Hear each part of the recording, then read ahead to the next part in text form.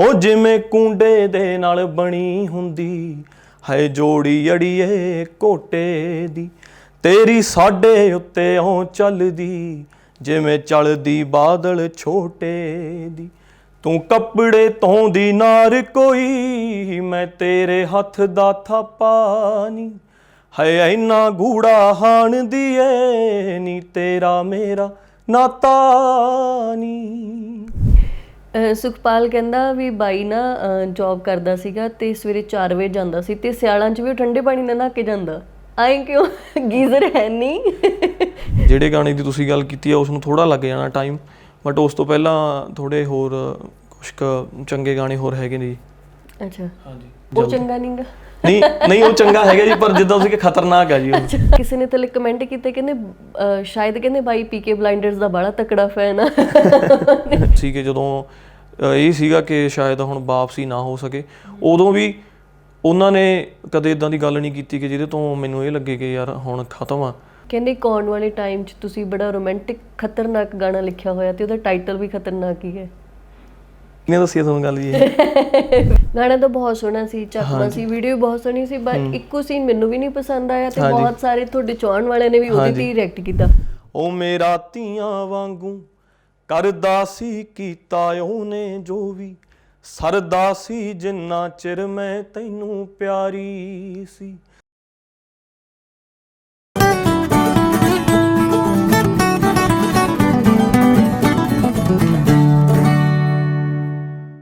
B social ਵੇਖ ਰਹੇ ਹੋ ਤੁਸੀਂ, ਮੈਂ ਗੁਰਦੀਪ ਗਰੇਵਾਲ। ਤੁਹਾਨੂੰ ਸਾਰਿਆਂ ਨੂੰ ਪਿਆਰ ਭਰੀ ਸਤਿ ਸ਼੍ਰੀ ਅਕਾਲ। ਉਮੀਦ ਹੈ ਠੀਕ ਠਾਕ ਹੋਵੋਗੇ।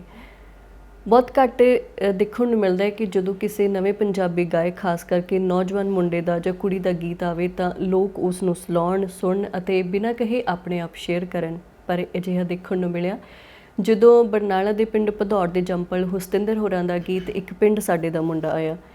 ਹੁਸਤਿੰਦਰ ਹੋਰਾਂ ਨੇ 2014 ਦੇ ਵਿੱਚ ਆਪਣੀ ਗਾਇਕੀ ਦੀ ਸ਼ੁਰੂਆਤ ਕੀਤੀ। ਫੇਕ ਫੀਲਿੰਗਾਂ ਇਹਨਾਂ ਦਾ ਗੀਤ ਆਇਆ। ਉਸ ਤੋਂ ਬਾਅਦ ਚੁੰਨੀ ਦੇ ਓਲੇ ਅਤੇ ਫਿਰ ਕੁਝ ਸਮਾਂ ਇਹਨਾਂ ਦੀ ਗਾਇਕੀ ਦੇ ਵਿੱਚ ਗੈਪ ਰਿਹਾ। ਪਿੰਡ ਪੁੱਛਦੀ ਗੀਤ ਦੇ ਨਾਲ ਇਹਨਾਂ ਨੇ ਵਾਪਸੀ ਕੀਤੀ ਅਤੇ ਉਸ ਤੋਂ ਬਾਅਦ ਇੱਕ ਪਿੰਡ ਸਾਡੇ ਦਾ ਮੁੰਡਾ, ਲੋਹੇ ਦੇ ਕੁੰਡੇ ਅਤੇ ਰੀਸੈਂਟ 6 ਸਤੰਬਰ ਨੂੰ ਇਹਨਾਂ ਦਾ ਗੀਤ ਰਿਲੀਜ਼ ਹੋਇਆ, ਯਾਰ ਸਾਂਭ ਲੈਣਗੇ। ਬਹੁਤੀ ਵਾਰ ਇੱਦਾਂ ਹੁੰਦਾ ਹੈ ਕਿ ਗਾਉਂਦੇ ਤਾਂ ਹੈਗੇ ਪਰ ਆਪਣੇ ਗੀਤ ਤੇ ਲਿਖਦੇ ਵੀ ਖੁਦ ਨੇ। ਸੋ ਗਾਇਕ ਦੇ ਨਾਲ ਗੀਤਕਾਰ ਕਹਿਣਾ ਇਹਨਾਂ ਨੂੰ ਬਿਲਕੁਲ ਜਾਇਜ਼ ਰਹੇਗਾ। ਇਹਨਾਂ ਦੀ ਕਲਮ ਲਿਖਦੀ ਹੈ ਕਿ ਤੇਰੀ ਸਾਡੇ ਤੇ ਇਉਂ ਚੱਲਦੀ ਜਿਵੇਂ ਚੱਲਦੀ ਬਾਦਲ ਛੋਟੇ ਦੀ। ਹੁਸਤਿੰਦਰ ਹੋਰਾਂ ਦਾ ਅੱਜ ਆਪਾਂ ਸਵਾਗਤ ਕਰਦੇ ਹਾਂ, ਉਹਨਾਂ ਦੇ ਨਾਲ ਗੱਲਾਂ ਬਾਤਾਂ ਕਰਾਂਗੇ। ਸਤਿ ਸ਼੍ਰੀ ਅਕਾਲ ਹੁਸਤਿੰਦਰ। ਸਤਿ ਸ਼੍ਰੀ ਅਕਾਲ ਮੈਮ। ਕੀ ਹਾਲ ਚਾਲ ਨੇ? ਵਧੀਆ ਜੀ, ਤੁਸੀਂ ਦੱਸੋ? ਆਪਾਂ ਮੈਨੂੰ ਲੱਗਦਾ ਆਲਮੋਸਟ 5-6 ਸਾਲਾਂ ਬਾਅਦ ਮਿਲ ਰਹੇ ਹਾਂ। ਹਾਂਜੀ 2014 'ਚ ਆਪਾਂ ਰੇਡੀਓ 'ਤੇ ਕੀਤੀ ਸੀ ਇੰਟਰਵਿਊ, ਮੇਰੀ ਪਹਿਲੀ ਇੰਟਰਵਿਊ ਸੀ। ਚੁੰਨੀ ਦੇ ਉੱਲੇ ਗੀਤ ਆਇਆ ਸੀ ਹਾਂਜੀ, ਹੈ ਨਾ? ਹਾਂਜੀ। ਤੇ ਅੱਜ ਮੈਨੂੰ ਲੱਗਦਾ ਸਫਰਜੀਤ ਉਹਨਾਂ ਨੂੰ ਵੀ ਦੁਬਾਰਾ ਮੈਂ ਯਾਦ ਕਰੂੰਗੀ ਕਿਉਂਕਿ ਉਹਨਾਂ ਨੇ ਮੈਨੂੰ ਕਿਹਾ ਸੀਗਾ ਗੁਰਦੀਪ ਜੇ ਤੁਸੀਂ ਇੰਟਰਵਿਊ ਕਰਨੀ ਹੈ ਨਾ ਇੱਕ ਮੁੰਡਾ ਹੁਸਤਿੰਦਰ, ਹਾਂਜੀ, ਵੀ ਉਹਨਾਂ ਦੇ ਗੀਤ ਆਏ ਨੇ, ਤੁਸੀਂ ਉਹਨਾਂ ਨੂੰ ਯਾਦ ਕਰੋ। ਪ੍ਰੀਤ ਦੌਦਰ ਉਸ ਵੇਲੇ ਤੁਹਾਡੇ ਨਾਲ ਆਈ ਸੀ। ਹਾਂਜੀ। ਤੇ ਕਿਵੇਂ ਲੰਘੇ 6 ਸਾਲ ਇਹ ਪੂਰੇ, ਕਿਉਂਕਿ ਬਿਲਕੁਲ ਰੂਟੀਨ 'ਚ ਗਾਣੇ ਨਹੀਂ ਆਏ ਹੈਗੇ, ਗੈਪ ਪੈ ਕੇ ਗਾਣੇ ਆਏ ਨੇ, ਹਨਾ? ਹਾਂਜੀ। ਤੇ ਕਿਵੇਂ ਦੇ ਲੰਘੇ 6 ਸਾਲ ਇਹ? ਸਾਲ ਇਹ ਸਾਰੇ ਉੱਚੇ ਨੀਵੇਂ ਸੀ ਜੀ। ਕਾਫੀ ਚੀਜ਼ਾਂ ਹੋਈਆਂ, ਨਿੱਜੀ ਤੌਰ 'ਤੇ ਵੀ ਅਤੇ ਪ੍ਰੋਫੈਸ਼ਨਲੀ ਵੀ ਕਾਫੀ ਚੀਜ਼ਾਂ ਹੋਈਆਂ। ਸਾਰਾ ਕੁਛ ਫੇਸ ਕੀਤਾ ਤਾਂ ਹੌਲੀ ਹੌਲੀ ਚੱਲਦੇ ਗਏ, ਆਪਣੀ ਚਾਲ ਚੱਲਦੇ ਗਏ ਜੀ। ਤਾਂ ਮੌਕੇ ਖੁੰਝੇ ਵੀ ਤਾਂ ਮੌਕੇ ਬਣੇ ਵੀ ਜੀ। ਤਾਂ 2016 ਦੇ ਵਿੱਚ ਦੁਬਾਰਾ ਜ਼ੀਰੋ ਤੋਂ ਸਟਾਰਟ ਕੀਤਾ ਅਤੇ ਹੁਣ ਠੀਕ ਚੱਲ ਰਿਹਾ ਜੀ, ਵਧੀਆ ਚੱਲ ਰਿਹਾ ਹੁਣ। ਜੋ ਤੁਸੀਂ ਇੰਟਰਵਿਊ ਦੇਣ ਆਏ ਸੀ ਨਾ, ਸ਼ਾਇਦ ਤੁਹਾਨੂੰ ਨਹੀਂ ਪਤਾ, ਤੁਹਾਡੇ ਫੋਨ ਦੀ ਆਵਾਜ਼ ਇੰਨੀ ਉੱਚੀ ਸੀਗੀ ਵੀ ਬਾਹਰ ਆ ਰਹੀ ਸੀਗੀ। ਜਦੋਂ ਇੰਟਰਵਿਊ ਦੇਣ ਆਏ ਤਾਂ ਉਸ ਦਿਨ ਬਹੁਤ ਮੀਂਹ ਪੈ ਰਿਹਾ ਸੀ ਤੇ ਇਹਨਾਂ ਦੀ ਮਾਤਾ ਜੀ ਦਾ ਫੋਨ ਆਇਆ ਤੇ ਪੁੱਛਣ ਲਈ ਕਿ ਤੁਸੀਂ ਪਹੁੰਚ ਗਏ ਠੀਕ ਠਾਕ? ਇੱਥੇ ਤਾਂ ਬਹੁਤ ਮੀਂਹ ਹਨੇਰੀ ਆ। ਹਾਂਜੀ। ਤੁਸੀਂ ਆਪਣੀ ਫੇਸਬੁੱਕ ਪ੍ਰੋਫਾਈਲ 'ਤੇ ਹੁਸਤਿੰਦਰ ਲਿਖਿਆ ਹੋਇਆ ਕਿ ਟ੍ਰੇਨੀ ਐਟ ਮਿਊਜ਼ਿਕ। ਹਾਂਜੀ। ਹੁਣ ਤਾਂ ਗਾਣੇ ਆ ਗਏ, ਕਹਿੰਦੇ ਨੇ ਕਿ 1 ਮਿਲੀਅਨ ਟੱਪ ਜਿਹਦਾ ਗਾਣਾ ਟੱਪ ਜਾਂਦਾ ਤਾਂ ਉਹ ਸਮਝ ਲਓ ਆਪਣੇ ਆਪ ਨੂੰ ਵੱਡਾ ਸਟਾਰ ਹੀ ਸਮਝਣ ਲੱਗ ਜਾਂਦਾ ਹੈ ਨਾ, ਉਹ ਵੀ ਜੇ ਆਰਗੈਨਿਕ ਹੋਣ ਵਿਊਜ਼ ਜੀ। ਤੇ ਫਿਰ ਵੀ ਟ੍ਰੇਨੀ ਲਿਖਣ ਦਾ ਕੀ ਰੀਜ਼ਨ? ਅੱਜ ਕੱਲ੍ਹ ਤਾਂ ਬੰਦਾ ਜਿਹਨੂੰ ਪਤਾ ਹੁੰਦਾ ਕਿ ਮੈਂ ਹਲੇ ਸਿੱਖ ਰਿਹਾ, ਉਹ ਵੀ ਨਹੀਂ ਮੰਨਦਾ ਪਬਲਿਕਲੀ ਕਿ ਮੈਂ ਹਲੇ ਸਿੱਖ ਰਿਹਾ। ਉਹਨੂੰ ਵੀ ਆਉਂਦਾ ਨਹੀਂ ਮੈਂ ਸਿੱਖਿਆ ਸਿਖਾਇਆ ਹੀ ਹਾਂ। ਉਸ ਚੀਜ਼ ਲਿਖਣ ਦਾ ਰੀਜ਼ਨ ਮੈਮ ਇਹ ਆ ਕਿ ਮੈਂ ਨਾ ਜਦੋਂ ਸਟਾਰਟ ਕੀਤਾ ਸੀ, ਮੈਨੂੰ ਬਚਪਨ ਤੋਂ ਹੀ ਮਿਲਿਆ ਮਿਊਜ਼ਿਕ ਦਾ। ਖੈਰ ਮੈਨੂੰ ਬਚਪਨ ਤੋਂ ਹੀ ਥੋੜ੍ਹੀ ਸੈਂਸ ਹੈਗੀ ਸੀ ਕਿ ਸੁਰੀਲਾ ਕੀ ਆ ਅਤੇ ਬੇਸੁਰਾ ਕੀ ਆ। ਤਾਂ ਪਹਿਲਾਂ ਸੁਣਨਾ ਜ਼ਿਆਦਾ ਸ਼ੌਂਕ ਬਣਿਆ ਸੁਣਨ ਦਾ, ਗਾਉਣ ਦਾ ਥੋੜ੍ਹਾ ਸੀ, ਬਹੁਤ ਥੋੜ੍ਹਾ ਸੀ। ਪਰ ਇਦਾਂ ਨਹੀਂ ਸੀ ਸੋਚਿਆ ਕਿ ਕਦੇ ਮੈਂ ਪ੍ਰੋਫੈਸ਼ਨਲੀ ਪ੍ਰੋਸੀਡ ਕਰੂੰਗਾ ਇਸ ਚੀਜ਼ ਨੂੰ। ਫਿਰ ਜਿੱਦਾਂ ਜਿੱਦਾਂ ਮੈਂ ਸਕੂਲ ਪਹੁੰਚਿਆ, ਕਾਲਜ ਪਹੁੰਚਿਆ, ਤਾਂ ਅੰਦਰੋਂ ਮਨ ਕੀਤਾ ਕਿ ਮੈਨੂੰ ਇਹ ਚੀਜ਼ ਕਰਨੀ ਚਾਹੀਦੀ ਆ। ਤਾਂ ਉਸ ਟਾਈਮ ਤੋਂ ਬਾਅਦ, ਕਾਲਜ ਟਾਈਮ ਤੋਂ ਬਾਅਦ ਮੇਰੀ ਥੋੜ੍ਹੀ ਰੀਝ ਹੈਗੀ ਸੀ ਕਿ ਮੈਂ ਸਿੱਖਾਂ, ਕਿਉਂਕਿ ਮੈਨੂੰ ਪਤਾ ਸੀ ਕਿ ਸੁਰੀਲਾ ਗਾਉਣਾ ਕਿੱਦਾਂ ਦਾ। ਮੈਂ ਚਾਹੁੰਦਾ ਨਹੀਂ ਸੀ ਕਿ ਮੈਂ ਬੇਸੁਰਾ ਗਾਵਾਂ ਜਾਂ ਇੱਦਾਂ ਦਾ ਗਾਵਾਂ ਕਿ ਜਿਹੜੇ ਚੰਗਾ ਸੁਣਨ ਵਾਲੇ ਨੇ, ਸੁਰੀਲਾ ਸੁਣਨ ਵਾਲੇ ਨੇ, ਉਹਨਾਂ ਨੂੰ ਲੱਗੇ ਕਿ ਮੈਂ ਸੁਰੀਲਾ ਸਿੰਗਰ ਨਹੀਂ ਆ।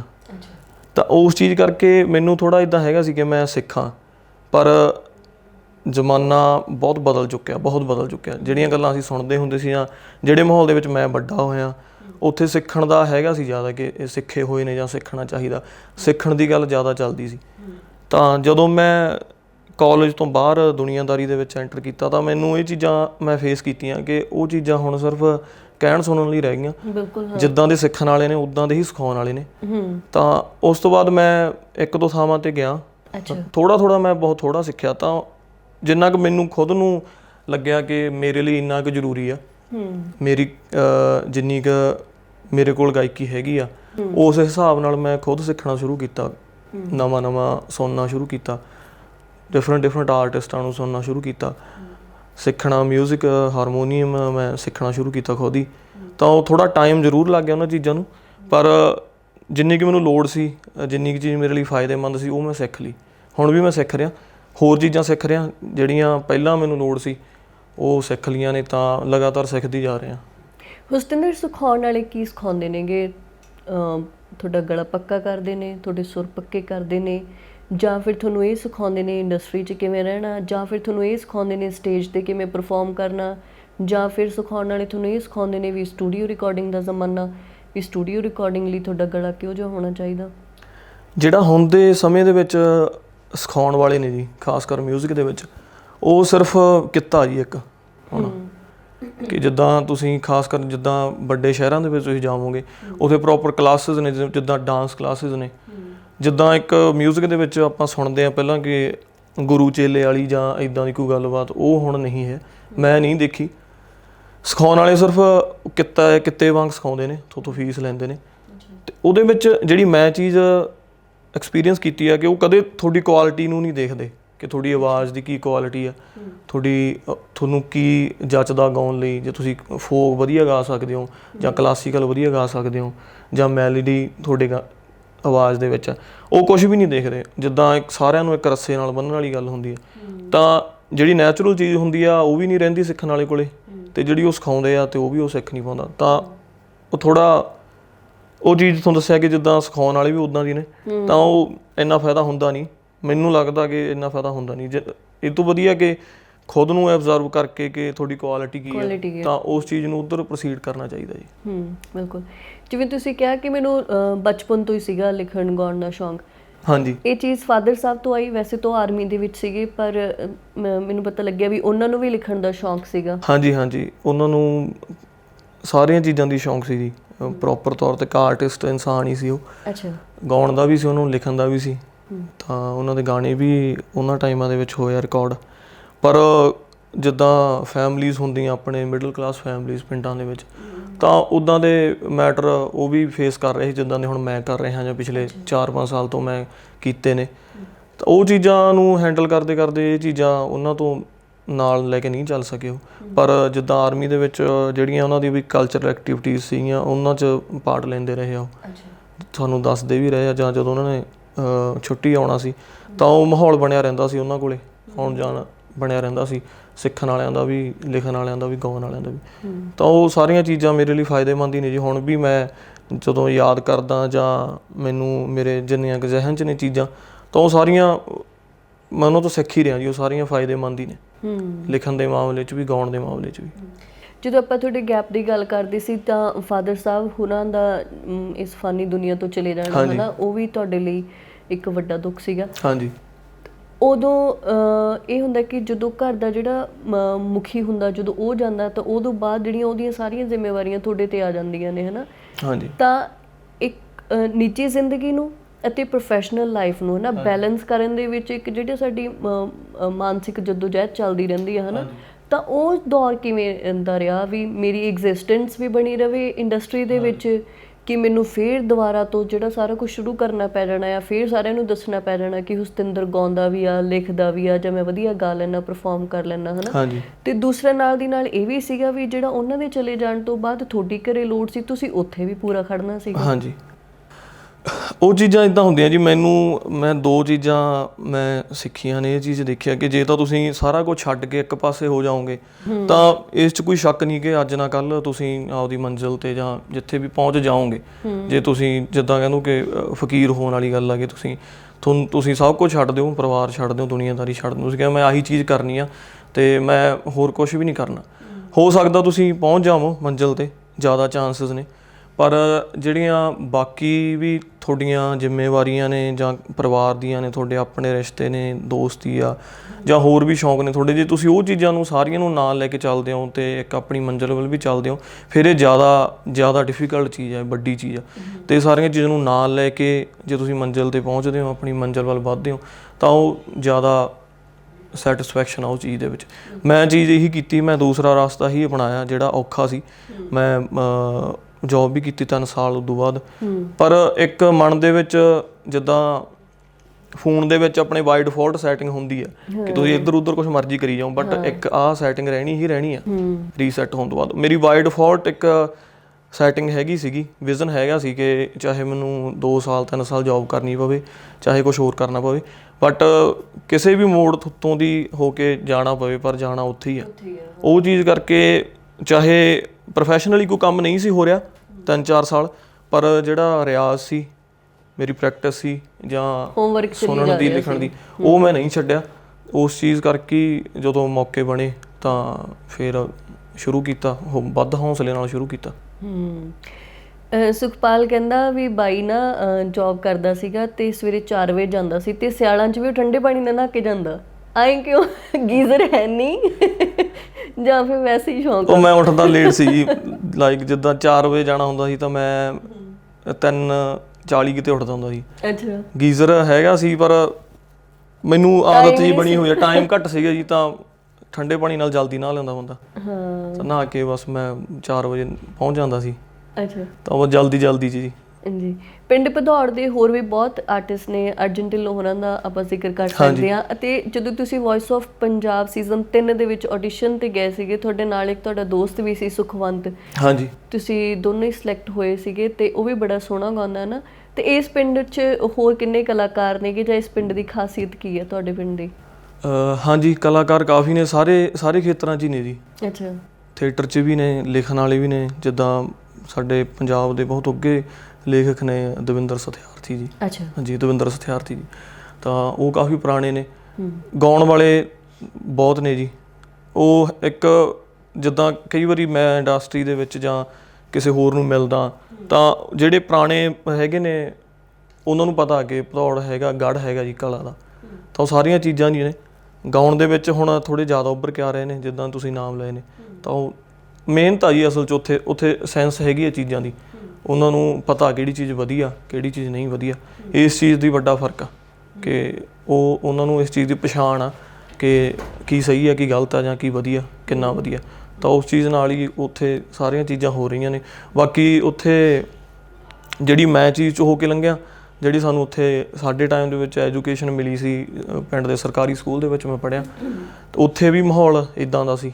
ਸਾਡੇ ਪਿੰਡ ਦੇ ਵਿੱਚ ਵੀ ਮਾਹੌਲ, ਲੋਕ ਸੰਗੀਤ ਮੰਡਲੀ ਕਾਫੀ ਸਾਲਾਂ ਤੋਂ, ਪੁਰਾਣੇ ਟਾਈਮ ਤੋਂ ਉੱਥੇ ਬਣੀ ਹੋਈ ਆ। ਤਾਂ ਉਹ ਸਾਰੀਆਂ ਚੀਜ਼ਾਂ ਮਿਲ ਕੇ ਕਿਤੇ ਨਾ ਕਿਤੇ ਜਿਹੜਾ ਪਿੰਡ ਦਾ ਮਾਹੌਲ ਆ ਉਸ 'ਤੇ ਅਸਰ ਰੱਖਿਆ ਜੀ ਉਹਨਾਂ ਨੇ, ਹੁਣ ਵੀ ਹੈਗਾ। ਅਤੇ ਹੁਣ ਵੀ ਜਦੋਂ ਪਿੰਡ ਜਾਈਦਾ ਜਾਂ ਪਿੰਡ ਦੇ ਲੋਕਾਂ ਨਾਲ ਜਦੋਂ ਵੀ ਰਾਬਤਾ ਹੁੰਦਾ ਤਾਂ ਉਹ ਇਸ ਚੀਜ਼ ਨੂੰ ਵਧੀਆ ਮੰਨਦੇ ਆ ਜੀ। ਉਹਨਾਂ ਨੂੰ ਖੁਸ਼ੀ ਹੁੰਦੀ ਹੈ ਕਿ ਚੀਜ਼ਾਂ ਹੈਗੀਆਂ ਸੀ, ਪਹਿਲਾਂ ਵੀ ਸੀ, ਹੁਣ ਵੀ ਸੀ, ਪਰ ਹੁਣ ਨਿਕਲ ਕੇ ਆ ਰਹੀਆਂ ਨੇ। ਤਾਂ ਉਹ ਵਧੀਆ ਗੱਲ ਆ। ਹਾਂਜੀ, ਕਹਿੰਦੇ ਦੁਨੀਆ 'ਚ ਭਾਵੇਂ ਤੁਸੀਂ ਕਿੱਥੇ ਮਰਜ਼ੀ ਚਲੇ ਜਾਓ, ਜਿੱਡੇ ਮਰਜ਼ੀ ਮਾਣ ਸਨਮਾਨ ਤੁਹਾਨੂੰ ਮਿਲ ਜਾਣ, ਹੈ ਨਾ। ਹਾਂਜੀ, ਪਰ ਜਿਹੜਾ ਇੱਕ ਮਾਣ ਸਨਮਾਨ ਪਿੰਡੋਂ ਮਿਲਣਾ ਹੁੰਦਾ ਆ, ਉਹਦੇ ਵਰਗੀ ਰੀਸ ਨਹੀਂ ਹੁੰਦੀ। ਤਾਂ ਉਹ ਰਿਸਪੌਂਸ ਚਲੋ ਪਰਿਵਾਰ ਵੱਲੋਂ ਤਾਂ ਰਹਿੰਦਾ ਹੀ ਰਹਿੰਦਾ। ਜਦੋਂ ਤੁਸੀਂ ਇੱਕ ਰਸਤੇ ਤੇ ਚੱਲ ਹੀ ਪਏ, ਹਨਾ, ਉਹਨਾਂ ਨੂੰ ਪਤਾ ਹੁੰਦਾ ਵੀ ਹੁਣ ਇਹਨੇ ਮੰਨਣਾ ਤਾਂ ਹੈ ਨਹੀਂ, ਚਲੋ ਇਹਦੀ ਹਾਂ 'ਚ ਹੀ ਹਾਂ ਰੱਖੀਏ ਆਪਾਂ। ਤਾਂ ਉਹ ਮਾਣ ਸਨਮਾਨ ਮਿਲਦਾ ਪਿੰਡੋਂ ਬਹੁਤ ਜੀ, ਬਹੁਤ ਜ਼ਿਆਦਾ। ਜਦੋਂ ਪਿੰਡ ਪੁੱਛਦੀ ਗਾਣਾ ਆਇਆ ਤਾਂ ਉਦੋਂ, ਕਿਉਂਕਿ ਪਿੰਡ ਦੇ ਵਿੱਚ ਮੇਰਾ ਵਧੀਆ ਜੀ, ਸਾਰੇ ਜਿੰਨੇ ਵੀ ਵੱਡੇ ਛੋਟੇ ਨੇ ਸਾਰਿਆਂ ਨਾਲ ਵਧੀਆ ਪਿਆਰ ਆ ਸ਼ੁਰੂ ਤੋਂ ਹੀ। ਹਾਲਾਂਕਿ ਮੈਨੂੰ ਹੋ ਤਾਂ 6-7 ਸਾਲ ਇੱਧਰ ਹੀ ਗਏ, ਮੋਹਾਲੀ, ਚੰਡੀਗੜ੍ਹ ਹੀ, ਇਹ ਸਾਰੇ ਕੰਮ ਦੇ ਵਿੱਚ, ਜੌਬ ਵੀ ਮੈਂ ਇੱਥੇ ਕੀਤੀ ਆ। ਤਾਂ ਹੁਣ ਜਦੋਂ ਜਾਈਦਾ, ਹੁਣ ਵੀ ਜਾਈਦਾ, ਪਹਿਲਾਂ ਵੀ ਸੀ, ਪਹਿਲੇ ਗਾਣੇ ਤੋਂ ਹੀ ਜਿੱਦਾਂ ਆਪਣੀ ਇੰਟਰਵਿਊ ਦੇ ਵਿੱਚ ਵੀ ਉਹ ਰੇਡੀਓ 'ਤੇ ਗੱਲ ਹੋਈ ਸੀ, ਤਾਂ ਇੱਦਾਂ ਸੀ ਕਿ ਜਦੋਂ ਪਰਿਵਾਰ ਦੇ ਵੀ ਕਿਸੇ ਜੀ ਨੂੰ ਪਿੰਡ ਦੇ ਵਿੱਚੋਂ ਕੋਈ ਕਹਿੰਦਾ ਸੀ ਕਿ ਤੁਹਾਡੇ ਮੁੰਡੇ ਦਾ ਗਾਣਾ ਸੁਣਿਆ ਸੀ, ਵਧੀਆ ਸੀ, ਤਾਂ ਉਹ ਸਾਰਾ ਚੀਜ਼ਾਂ ਵਧੀਆ ਹੀ ਹੁੰਦੀਆਂ ਜੀ। ਪਰ ਪਿੰਡ ਦੇ ਵੱਲੋਂ ਤਾਂ ਹਮੇਸ਼ਾ ਹੀ ਬਹੁਤ ਰਿਸਪੌਂਸ ਰਿਹਾ, ਹੁਣ ਜ਼ਿਆਦਾ ਆ ਕਿਉਂਕਿ ਹੁਣ ਆਪਦੇ ਤਰੀਕੇ ਨਾਲ ਚੀਜ਼ਾਂ ਕਰ ਰਹੇ ਆ, ਮੌਕੇ ਵੀ ਨੇ, ਹੁਣ ਸੋਰਸਿਸ ਵੀ ਨੇ, ਤਾਂ ਉਹ ਚੀਜ਼ਾਂ ਨਵੇਂ ਪੱਧਰ 'ਤੇ ਹੋ ਰਹੀਆਂ, ਤਾਂ ਉਹ ਸਾਰੇ ਖੁਸ਼ ਹੁੰਦੇ ਆ, ਪਿੰਡ ਦਾ ਨਾਮ ਲੋਕਾਂ ਨੂੰ ਸੁਣਦਾ ਅੱਗੇ ਆਉਂਦਾ ਜੀ। ਤਾਂ ਇਹ ਵੱਡੀ ਗੱਲ ਹੁੰਦੀ ਆ ਪਿੰਡ ਲਈ। ਜਿਹੜੇ ਗੀਤ ਤੁਹਾਡੇ ਇੱਕ ਪਿੰਡ ਸਾਡੇ ਦਾ ਮੁੰਡਾ, ਲੋਹੇ ਦੇ ਕੁੰਡੇ, ਜਾਂ ਫਿਰ ਹੁਣ ਯਾਰ ਸਾਂਭ ਲੈਣਗੇ ਆਇਆ, ਇਹ ਤਾਂ ਮਿਲੀਅਨ ਕ੍ਰਾਸ ਕਰਨ ਵਾਲੇ ਗੀਤ ਨੇਗੇ। ਹਾਂਜੀ। ਪਰ ਜਿਹੜਾ ਤਿਉੜੀਆਂ ਗੀਤ ਆਇਆ ਸੀ ਉਹ ਮਿਲੀਅਨ ਕ੍ਰਾਸ ਨਹੀਂ ਕੀਤਾ, ਤੇ ਜਦੋਂ ਹਰ ਆਰਟਿਸਟ ਨੂੰ ਇਹ ਉਮੀਦ ਹੁੰਦੀ ਹੈ ਮੇਰਾ ਗਾਣਾ ਇੱਥੇ ਤੱਕ ਤਾਂ ਪਹੁੰਚ ਜਾਵੇ, ਹਾਂਜੀ, ਕਿਤੇ ਨਾ ਕਿਤੇ ਉਹ ਵਿਊਜ਼ ਵਾਲੀ ਗੇਮ ਥੋੜੀ ਬਹੁਤੀ ਤੁਹਾਨੂੰ ਨਿਰਾਸ਼ ਕਰਦੀ ਸੀ, ਕਿਉਂਕਿ ਤੁਹਾਡੀ ਉਹ ਦੁਬਾਰਾ ਤੋਂ ਮਤਲਬ ਤੁਸੀਂ ਆ ਰਹੇ ਸੀ ਇੰਡਸਟਰੀ ਦੇ ਵਿੱਚ ਵੀ, ਯਾਰ ਗਾਣਾ 6.5 ਲੱਖ ਤੇ ਜਾ ਕੇ ਰੁਕ ਗਿਆ, ਮਿਲੀਅਨ ਦੀ ਉਮੀਦ ਸੀਗੀ। ਹਾਂਜੀ, ਉਮੀਦ ਉਹਦੇ ਤੋਂ ਵੀ ਪੂਰੀ ਸੀ ਸਾਨੂੰ, ਪਰ ਇਸ ਚੀਜ਼ ਨੂੰ ਮੈਂ ਕਦੇ ਨੈਗੇਟਿਵਲੀ ਨਹੀਂ ਲਿਆ। ਮੇਰੀ ਕੋਸ਼ਿਸ਼ ਹੁੰਦੀ ਹੈ ਕਿ ਇਸ ਚੀਜ਼ 'ਤੇ ਜ਼ਿਆਦਾ ਨਾ ਸੋਚਿਆ ਜਾਵੇ, ਕਿਉਂਕਿ ਉਹ ਜਿੱਦਾਂ ਹੁਣ ਦਾ ਦੌਰ ਆ, ਤੁਹਾਡਾ ਪ੍ਰੋਫਾਈਲ ਬਣ ਜਾਂਦਾ ਜੀ ਪ੍ਰੋਪਰ। ਮੇਰੇ ਪੁਰਾਣੇ ਗਾਣੇ ਨੇ, ਫੇਕ ਫੀਲਿੰਗ ਸਭ ਤੋਂ ਪਹਿਲਾ ਗਾਣਾ 2014 'ਚ ਆਇਆ ਸੀ, ਉਹ ਹੁਣ ਵੀ ਜਿਹੜੇ ਉਦੋਂ ਤੋਂ ਕਿਸੇ ਨੇ ਸੁਣਿਆ ਸੀ, ਜਾਂ ਚੁੰਨੀ ਦੇ ਉਹਲੇ ਗਾਣਾ ਸੀ, ਉਸ ਦੇ ਮੈਨੂੰ ਹੁਣ ਮੈਸੇਜ ਆਉਂਦੇ ਆ ਕਿ ਅਸੀਂ ਉਦੋਂ ਕਾਲਜ ਟਾਈਮ ਸੁਣਿਆ ਜ਼ਰੂਰ ਸੀ ਹੋਸਟਲ ਦੇ ਵਿੱਚ, ਪਰ ਉਦੋਂ ਸਾਨੂੰ ਇਹ ਨਹੀਂ ਸੀ ਪਤਾ ਕਿ ਇਹ ਇਸ ਦਾ ਸਿੰਗਰ ਕੌਣ ਆ, ਗਾਉਣ ਵਾਲਾ ਕੌਣ ਆ, ਕਿਉਂਕਿ ਉਦੋਂ ਮਾਹੌਲ ਥੋੜ੍ਹਾ ਜਿਹਾ ਇੰਟਰਨੈਟ ਇੰਨਾ ਨਹੀਂ ਸੀ, ਜ਼ਿਆਦਾ ਨਹੀਂ ਸੀ, YouTube ਦਾ ਕੋਈ ਇੰਨਾ ਮਾਹੌਲ ਹੈ ਨਹੀਂ ਸੀ ਉਦੋਂ। ਤਾਂ ਉਹ ਚੀਜ਼ ਕਰਕੇ ਮੈਨੂੰ ਪਤਾ ਸੀ ਕਿ ਪ੍ਰੋਫਾਈਲ ਸਾਰੀ ਬਣ ਰਹੀ ਆ। ਅੱਜ ਤੋਂ 4 ਸਾਲ ਬਾਅਦ ਜਾਂ ਜਦੋਂ ਵੀ ਅੱਗੇ ਜਾ ਕੇ ਗਾਣੇ ਮੇਰੇ ਹੋਰ ਅੱਗੇ ਆਉਣਗੇ, ਤਾਂ ਇਹ ਗਾਣੇ ਨਾਲ ਨਾਲ ਚੱਲਣਗੇ ਹੀ। ਤਾਂ ਉਹ ਚੀਜ਼ਾਂ ਹੋ ਰਹੀਆਂ, ਲੋਕ ਸੁਣ ਰਹੇ ਨੇ, ਲੋਕਾਂ ਦੇ ਮਨ ਦੇ ਵਿੱਚ ਇਹ ਚੀਜ਼ ਬਣ ਰਹੀ ਹੈ ਕਿ ਉਦੋਂ ਤੋਂ ਲੱਗੇ ਹੋਏ ਆ, 6-7 ਸਾਲ ਤੋਂ ਲੱਗੇ ਹੋਏ ਆ। ਤਾਂ ਉਹ ਸਾਰੀਆਂ ਚੀਜ਼ਾਂ ਮਿਲਾ ਕੇ ਵਧੀਆ ਹੀ ਹੈ ਜੀ, ਪੋਜ਼ਿਟਿਵ ਹੀ ਆ ਚੀਜ਼ਾਂ। ਵਿਊਜ਼ ਨੇ ਅੱਜ ਨੇ, ਕੱਲ੍ਹ ਨੂੰ ਵੱਧ ਜਾਣਗੇ, ਹੋਰ ਗਾਣੇ ਆਉਣਗੇ ਨਾਲ ਨਾਲ, ਪ੍ਰੋਫਾਈਲ ਦੇ ਵਿੱਚ ਜੁੜਦੇ ਜਾਂਦੇ ਆ ਤਾਂ ਵੱਧ ਜਾਣਗੇ। ਉਹ ਵੈਰਾਈਟੀ ਇੱਕ ਉਹ ਬਣ ਰਹੀ ਹੈ ਜੀ। ਬਿਲਕੁਲ। ਜਿਹੜਾ ਇੱਕ ਪਿੰਡ ਸਾਡੇ ਦਾ ਮੁੰਡਾ ਜਾਂ ਫਿਰ ਲੋਹੇ ਦੇ ਕੁੰਡੇ, ਕੋਵਿਡ ਉਹਦਾ ਪ੍ਰਭਾਵ ਤੁਹਾਡੇ ਤੇ ਵੀ ਰਿਹਾ, ਇਹਨਾਂ ਗਾਣਿਆਂ ਦੀ ਵੀਡੀਓ ਨਹੀਂ ਬਣ ਸਕੀ ਹੈ। ਹਾਂਜੀ ਹਾਂਜੀ। ਤੇ ਪਰ ਕਿਵੇਂ ਦੀ ਪਿਕਚਰਾਈਜੇਸ਼ਨ ਤੁਸੀਂ ਸੋਚੀ ਹੋਈ ਸੀਗੀ? ਡਿੰਪਲ ਭੁੱਲਰ ਹੋਰਾਂ ਬਾਰੇ ਵੀ ਆਪਾਂ ਗੱਲ ਕਰਾਂਗੇ, ਕਿਉਂਕਿ ਤੁਹਾਡੀ ਉਹਨਾਂ ਨਾਲ ਐਸੋਸੀਏਸ਼ਨ ਆ। ਹਾਂਜੀ ਹਾਂਜੀ ਬਾਈ, ਮੇਰੀ ਟੀਮ 'ਚ ਨੇ, ਅਸੀਂ ਇਕੱਠੇ ਹੀ ਆ 6-7 ਸਾਲ ਤੋਂ, ਤਾਂ ਸਾਡਾ ਥਾਊਟ ਪ੍ਰੋਸੈਸ ਵੀ ਸੇਮ ਹੀ ਆ, ਅਸੀਂ ਮਿਲ ਕੇ ਕਰਦੇ ਹਾਂ ਕੰਮ, ਰਹਿੰਦੇ ਵੀ ਇਕੱਠੇ ਹੀ ਆ। ਪਹਿਲਾਂ ਐਕਚੁਅਲੀ ਇਹ ਗਾਣਾ ਮੈਂ ਦਸੰਬਰ 'ਚ ਲਿਖ ਲਿਆ ਸੀ ਜੀ, ਅਤੇ ਉਸ ਤੋਂ ਬਾਅਦ ਕੁਛ ਕੁ 1-2 ਟਿੱਕੇ ਜਿਹੇ ਲੱਗਦੇ ਰਹੇ। ਹਾਲਾਂਕਿ ਚਲੋ ਮੈਂ ਬਲੀਵ ਕਰਦਾ ਟਾਈਮਿੰਗ ਦੀ ਜਿਹੜੀ ਖੇਡ ਹੁੰਦੀ ਆ, ਉਦੋਂ ਨਹੀਂ ਸੀ ਹੋਣਾ ਇਹ, ਸ਼ਾਇਦ ਇਹੀ ਦਿਨਾਂ 'ਚ ਹੋਣਾ ਸੀ, ਕਿਉਂਕਿ ਇਹ ਦਿਨਾਂ ਦੇ ਵਿੱਚ ਲੋਕਾਂ ਕੋਲ ਟਾਈਮ ਸੀ, ਲੋਕਡਾਊਨ ਦੇ ਵਿੱਚ ਇੱਦਾਂ ਦੇ ਗਾਣੇ ਸੁਣਨ ਲਈ, ਉਹਨਾਂ ਕੋਲ ਸੋਚਣ ਦਾ ਟਾਈਮ ਸੀ, ਫੀਲ ਕਰਨ ਦਾ ਟਾਈਮ ਸੀ।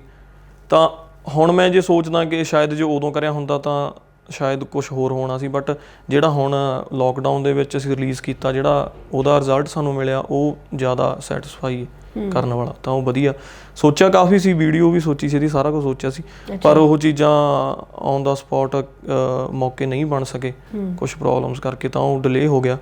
ਤਾਂ ਲੋਕਡਾਊਨ ਦੇ ਵਿੱਚ ਮੈਂ ਵੀ ਘਰ ਸੀ 2 ਮਹੀਨੇ ਲਈ, ਤਾਂ ਉਦੋਂ ਆਡੀਓ ਮੈਂ ਰੈਡੀ ਕਰ ਲਿਆ ਸੀ, ਤਾਂ ਲੋਕਡਾਊਨ ਤੋਂ ਪਹਿਲਾਂ ਜੀ ਪ੍ਰੋਪਰ ਟਾਈਮ ਲਾ ਕੇ ਇਹਦੇ 'ਤੇ ਸਾਰਾ ਕੁਛ, ਮਿਊਜ਼ਿਕ ਰੈਡੀ ਸੀ ਸਾਰਾ ਕੁਛ। ਤਾਂ ਫਿਰ ਉਹ ਪ੍ਰੋਡਿਊਸਰਸ ਨੇ ਮੇਰੇ ਬਾਈ T.Dot Records ਤੋਂ, ਜਗਮੋਹਨ ਧਾਲੀਆ, ਲਵਨੀਸ਼ਪੁਰੀ ਬਾਈ, ਤਾਂ ਅਸੀਂ ਮਿਲ ਕੇ ਇਕੱਠਿਆਂ ਨੇ ਸਲਾਹ ਕੀਤੀ ਕਿ ਇਸ ਦਾ, ਉਹ ਗਾਣੇ ਦਾ ਇੱਦਾਂ ਸੀ ਕਿ ਮੈਨੂੰ ਇਹ ਲੱਗਦਾ ਸੀ ਕਿ ਮੈਂ ਜਿਹੜੀ ਗੱਲ ਸ਼ੇਅਰ ਕੀਤੀ ਸੀ ਕਿ ਇਸ ਨੂੰ ਵੀਡੀਓ ਦੀ ਲੋੜ ਨਹੀਂ, ਕਿਉਂਕਿ ਉਹ ਕਹਾਣੀ ਸੀਗੀ ਕਿ ਮੈਨੂੰ ਇਹ ਸੀ ਕਿ ਸਾਰੇ ਉਹਦੇ ਵਿੱਚੋਂ ਆਪਣੀ ਕਹਾਣੀ ਨੂੰ ਦੇਖਣ, ਇਮੈਜਿਨ ਕਰਨ। ਹਾਂਜੀ, ਤਾਂ ਉਹ ਚੀਜ਼ ਜ਼ਿਆਦਾ ਫਾਇਦੇ ਵਾਲੀ ਬਣੀ। ਜਦੋਂ ਤੁਹਾਡਾ ਰੀਸੈਂਟ ਗਾਣਾ ਹੈ 6 ਸਤੰਬਰ ਨੂੰ ਯਾਰ ਸਾਂਭ ਲੈਣਗੇ, ਤਾਂ ਉਹਦੇ ਥੱਲੇ ਬਹੁਤ ਸਾਰੇ ਕਮੈਂਟਸ ਨੇਗੇ, ਪਰ ਮੈਨੂੰ 2 ਜਿਹੜੇ ਮੈਨੂੰ ਕਮੈਂਟਸ ਮਤਲਬ ਜਿਹੜੇ ਮੈਨੂੰ ਲੱਗਿਆ ਵੀ ਉਹਨਾਂ ਦੀ ਆਪਾਂ ਨੂੰ ਗੱਲ ਕਰਨੀ ਚਾਹੀਦੀ। ਇੱਕ ਪ੍ਰੀਤ ਭੁੱਲਰ ਉਹਨਾਂ ਦਾ ਸੀਗਾ ਗਾਣਾ ਕਿ ਆਹ ਗਾਣਾ ਦੇਖ ਕੇ ਜਿਹੜੀ Day 1 ਦੀ ਸਟਰਗਲ ਸੀਗੀ, Day 1 ਤੋਂ ਲੈ ਕੇ ਟਿਲ ਡੇਟ, ਉਹ ਸਾਰੀ ਅੱਖਾਂ ਸਾਹਮਣੇ ਆ ਗਈ। ਕੁਛ ਤੁਹਾਡੇ ਯਾਰਾਂ ਦੋਸਤਾਂ ਦੇ ਉਹਨਾਂ ਨੇ ਨਾਮ ਲਿਖੇ ਹੋਏ ਸੀਗੇ, ਹੈ ਨਾ? ਤੇ ਤੁਹਾਨੂੰ ਵੀ ਲੱਗਦਾ ਹੁੰਦਾ ਕਿ ਹਾਂ ਮਤਲਬ ਠੀਕ ਆ, ਜੇ ਉਹ ਟਾਈਮ ਦੇਖਿਆ ਸੀ ਤਾਂ ਹੁਣ ਉਸ ਡੈਸਟੀਨੇਸ਼ਨ ਵੱਲ ਨੂੰ ਜਾ ਰਹੇ ਆ ਜਿਹੜੀ ਸੋਚੀ ਹੋਈ ਸੀਗੀ?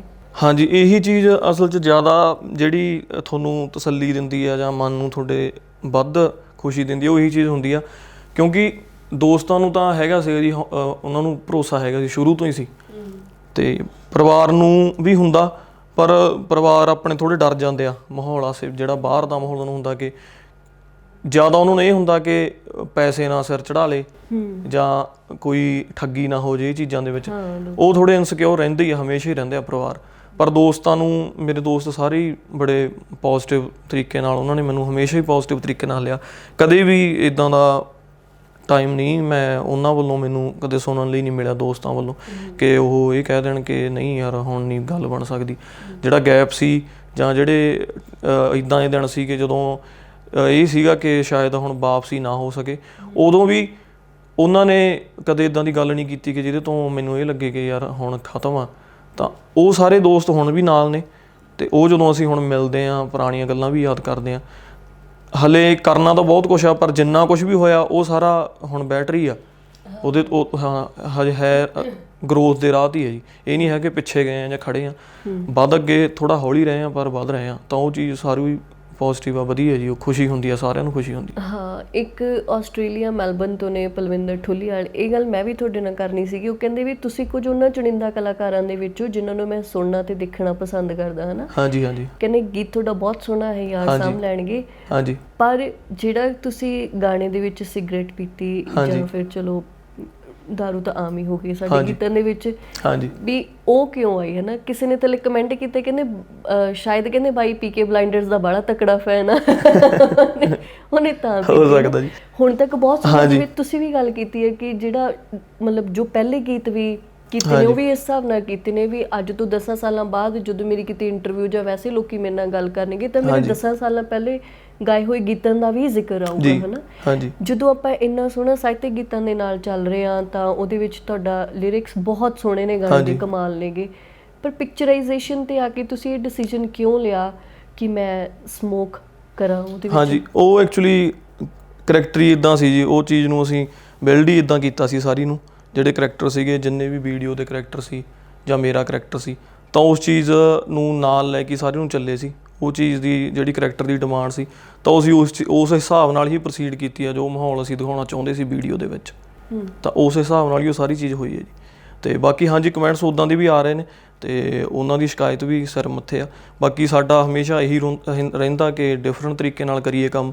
ਜਿਹੜੇ ਅਗਲੇ ਗਾਣੇ ਹੋਣਗੇ ਉਹ ਇੱਦੋਂ ਡਿਫਰੈਂਟ ਹੋਣਗੇ ਜਾਂ ਨਵੇਂ ਹੋਣਗੇ, ਨਵੇਂ ਤਰੀਕੇ ਨਾਲ ਹੋਣਗੇ, ਤਾਂ ਹੋ ਸਕਦਾ ਉਹ ਉਹਨਾਂ ਨੂੰ ਪਸੰਦ ਆਉਣ। ਅਤੇ ਜਿਹੜਾ ਇਹ ਸੀ ਥੋੜ੍ਹਾ ਡਿਫਰੈਂਟ ਆਡੀਅੰਸ ਦਾ ਗਾਣਾ ਸੀ, ਬਿਕੋਜ਼ ਗਾਣੇ ਮੈਂ ਹੋਰ ਵੀ ਕਰ ਰਿਹਾ ਸੀ ਇੱਦਾਂ ਦੇ ਜਿਹੜੇ ਹੋ ਸਕਦਾ ਸੀ ਕਿ ਇਹਦੇ ਤੋਂ ਜਿਹੜੇ ਪਿਛਲੇ ਗਾਣੇ ਸੀ ਉਹਨਾਂ ਦੀ ਕਤਾਰ ਵਿੱਚ ਹੀ ਹੋਣ। ਅਤੇ ਪਰ ਜਿਹੜਾ ਵੀ ਸੀ ਪ੍ਰੋਸੀਡ ਕੀਤਾ ਉਹ ਇੱਕ ਡਿਫਰੈਂਟ ਤਰੀਕੇ ਦੀ ਜਿਹੜੀ ਖਾਸ ਤੌਰ ਦੀ ਜਨਰੇਸ਼ਨ ਆ ਉਹਨਾਂ ਨੂੰ ਹੀ ਅਸੀਂ ਉਹਨਾਂ ਨੂੰ ਹੀ ਦਿੱਤਾ ਇਹ, ਜਿਨ੍ਹਾਂ ਦੇ ਮੈਨੂੰ ਮੈਸੇਜ ਆਉਂਦੇ ਸੀ ਕਿ ਬਾਈ ਇੱਦਾਂ ਦਾ ਗਾਣਾ ਕਰੋ, ਇੱਦਾਂ ਦਾ ਗਾਣਾ ਕਰੋ, ਚੱਕਵਾਂ ਗਾਣਾ ਕਰੋ, ਇੱਦਾਂ ਦਾ ਕਰੋ। ਤਾਂ ਇਹ ਚੀਜ਼ ਸਾਰਾ ਪ੍ਰੋਜੈਕਟ ਉਹਨਾਂ ਲਈ ਹੀ ਬਣਾਇਆ ਗਿਆ ਸੀ। ਗਾਣਾ ਤਾਂ ਬਹੁਤ ਸੋਹਣਾ ਸੀ, ਚੱਕਵਾਂ ਸੀ, ਵੀਡੀਓ ਬਹੁਤ ਸੋਹਣੀ ਸੀ, ਪਰ ਇੱਕੋ ਸੀਨ ਮੈਨੂੰ ਵੀ ਨਹੀਂ ਪਸੰਦ ਆਇਆ ਤੇ ਬਹੁਤ ਸਾਰੇ ਤੁਹਾਡੇ ਚਾਹਣ ਵਾਲਿਆਂ ਨੇ ਵੀ ਉਹਦੇ ਤੇ ਹੀ ਰਿਐਕਟ ਕੀਤਾ। ਪੋਸਟ ਰਿਲੀਜ਼ ਇਹ ਡਿਸਕਸ਼ਨ ਤੁਹਾਡੀ ਰਹਿੰਦੀ ਹੈ ਟੀਮ ਦੀ ਜਿਨ੍ਹਾਂ ਨੇ ਗੀਤ ਬਣਾਇਆ ਹੁੰਦਾ ਕਿ ਐਕਸਪੈਰੀਮੈਂਟ ਸਮ ਵੇ ਮਤਲਬ ਗਲਤ ਚਲਿਆ ਗਿਆ ਉਹ? ਹਾਂਜੀ, ਉਹ ਜਿੱਦਾਂ ਰਿਐਕਸ਼ਨਸ ਸਾਨੂੰ ਹੈਗਾ ਸੀ ਆਈਡੀਆ ਕਿ ਰਿਐਕਸ਼ਨਸ ਆਉਣੇ ਇੱਦਾਂ ਦੇ ਜਿੱਦਾਂ ਰਿਲੀਜ਼ ਹੋਇਆ ਜਦੋਂ ਗਾਣਾ, ਅਤੇ ਉਹ ਆ ਵੀ ਰਹੇ ਨੇ। ਅਤੇ ਜਿੱਦਾਂ ਮੈਂ ਤੁਹਾਨੂੰ ਕਿਹਾ ਕਿ ਉਹਨਾਂ ਦੀ ਸ਼ਿਕਾਇਤ ਵੀ ਸਿਰ ਮੱਥੇ ਆ। ਆਡੀਅੰਸ ਨਾਲ ਹੀ ਹੈ ਜੀ, ਜਿੱਦਾਂ ਹੈਗਾ ਜਿੱਦਾਂ ਕਹਿਣਗੇ ਉਹ, ਅਤੇ ਉਸ ਚੀਜ਼ ਨਾਲ ਕਰ ਰਹੇ ਹਾਂ। ਬਾਕੀ ਜੇ ਨਵਾਂ ਕਰਾਂਗੇ ਤਾਂ ਵਧੀਆ ਤਰੀਕੇ ਨਾਲ ਕਰ ਲਵਾਂਗੇ, ਜਿਹੜਾ ਉਹਨਾਂ ਨੂੰ ਪਸੰਦ ਆਊ ਜ਼ਰੂਰ ਜੀ। ਜ਼ਰੂਰ। ਹਾਂਜੀ, ਕੋਈ ਇੱਕ ਵਧੀਆ ਜਿਹਾ ਗੀਤ ਹੋ ਜਾਵੇ, ਚਾਹੇ ਅਨਰਿਲੀਜ਼ਡ ਗਾਣਿਆਂ 'ਚੋਂ ਵੀ ਹੋ ਜਾਵੇ। ਵਧੀਆ ਨਾਤਾ ਸੁਣਾ ਦਿਓ। ਹਾਂਜੀ, ਨਾਲੇ ਸਾਨੂੰ ਇਹ ਵੀ ਦੱਸੋ ਵੀ ਉਹ ਅਫੀਸ਼ੀਅਲੀ ਰਿਲੀਜ਼ ਕਦੋਂ ਹੋਣਾ? ਹਾਂਜੀ, ਉਹ ਅਫੀਸ਼ੀਅਲੀ ਉਹਦਾ ਚੱਲ ਰਿਹਾ ਜੀ, ਅਤੇ ਕੰਮ ਆਡੀਓ 'ਤੇ ਚੱਲ ਰਿਹਾ ਕੰਮ, ਅਤੇ ਉਹ ਗਾਣੇ ਨੂੰ ਕਾਫੀ ਪਿਆਰ ਮਿਲਿਆ। ਉਹ ਮੈਂ ਵੈਸੇ ਹੀ ਗਾ ਕੇ ਪੋਸਟ ਕੀਤਾ ਸੀ ਫੇਸਬੁੱਕ 'ਤੇ, ਅਤੇ ਉਹ ਉਮੀਦ ਤੋਂ ਜ਼ਿਆਦਾ ਪਿਆਰ ਮਿਲਿਆ ਉਹਨੂੰ, ਤਾਂ ਕਰਕੇ ਉਹਨੂੰ ਵੀ ਪ੍ਰੋਸੀਡ ਕਰ ਰਹੇ ਹਾਂ। ਉਹ ਮੈਂ ਸੁਣਾ ਦੇਣਾ ਜੀ।